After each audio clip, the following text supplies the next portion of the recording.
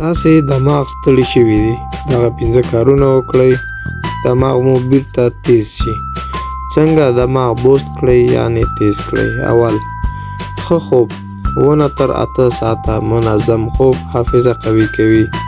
دوهم، صحي خوراک ماهي، بادام، چارمغز، میوې دماغ ته طاقت ورکوي، دماغ قوي کوي. دریم، ورزش په دماغو کې د وینې جریان زیاتوي او دماغ فعالوي.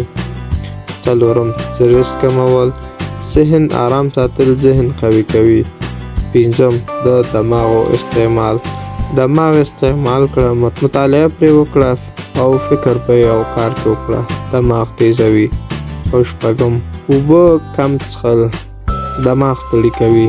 څونه یخې اوبه ډېرې څښئ په هماغه اندازه به مو دماغ قوي او تیز وي. اوبه د دماغو ستړیا ورکوي. د نورو ویډیوګانو لپاره چینل در سره سبسکرایب کړئ.